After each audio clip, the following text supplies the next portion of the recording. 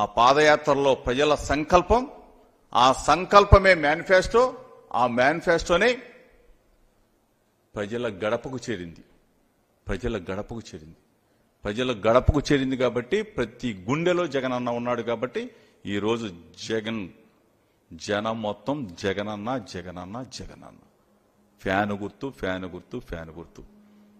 చంద్రబాబు నాయుడు పతనం అయిపోబోతా ఉన్నాడు.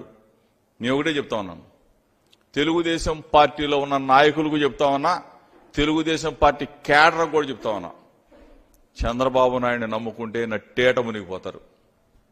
ఇప్పటికైనా చాలా మంది తెలుసుకొని మా వైపు వచ్చేసారు. మొత్తం ఇటు పక్కన జనసేన ఖాళీ అయిపోయింది, ఇటు పక్కన తెలుగుదేశం ఖాళీ అయిపోతుంది.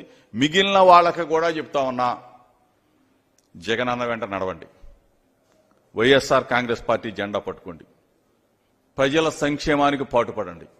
మిమ్మల్ని కూడా లీడర్లుగా గుర్తిస్తాం, మీ ద్వారా పనులు చేపిస్తాం. తెలుగుదేశం పార్టీ నాయకులారా కదిలి రండి, జగనన్నకు జట్టుకట్టండి.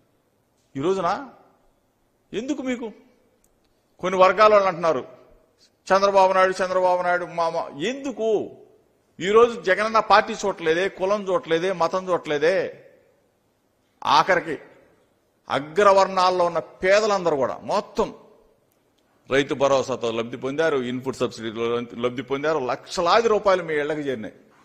ఎప్పుడన్నా చంద్రబాబు నాయుడు 14 సంవత్సరాల ముఖ్యమంత్రిగా ఉన్నప్పుడు మీ ఇళ్లకి ఇచ్చాడు రా బాబు? వినండి, మా మాట వినండి, రండి. చంద్రబాబు నమ్మొద్దు, మోసకారి. తెలుసు కదా మీకు కూడా. తెలుగుదేశం పార్టీ పెట్టిన అధ్యక్షుడు ఎన్టీ రామారావు గారు మీ నాయకుడిని పైకి పంపించేసిన గనుడిని మీరెట్టా నమ్ముతారు? ఇప్పటికైనా మారండి. ఆ ఉన్న కొద్ది మంది అయినా మారేసి చంద్రబాబు నాయుడిని పనికి రాడు అని చెప్పేసి చాలా మంది బయటకు వచ్చేసారు. మిగిలిన వాళ్ళు కూడా బయటికి రమ్మని చెప్పేసి చెప్తూ, అదేవిధంగా జూనియర్ ఎన్టీ రామారావును కూడా పొడి చేశాడు. పాపం అతను కూడా అతని సినిమాలు ఆడనీయకుండా చేశాడు, అతని సినిమాలకు వెళ్ళవద్దని చెప్పాడు. పెద్ద ఎన్టీ రామారావు గారి అభిమానులు కానీ, జూనియర్ ఎన్టీఆర్ అభిమానులు కానీ ఎవ్వరూ కూడా చంద్రబాబుని నమ్మరు. తెలుగుదేశం పార్టీని, చంద్రబాబు నాయుడిని సముద్రంలో, బంగాళాఖాతంలో కలిపేయడానికి రెడీగా ఉన్నారు. ఇదంతా కూడా ఇక ముక్త కంఠంతో ప్రజలు మొత్తం ఎస్సీ, ఎస్టీ, బీసీ, మైనార్టీ, అగ్రవర్ణ పేదలందరూ కూడా ఒక్క తాటి మీదకి వచ్చారు.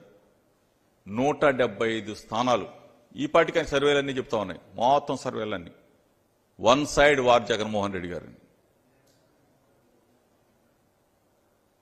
కొంతమంది ఫేక్ గాళ్ళు ఉంటారు, ఫేక్ సర్వేలు పంపిస్తూ ఉంటారు.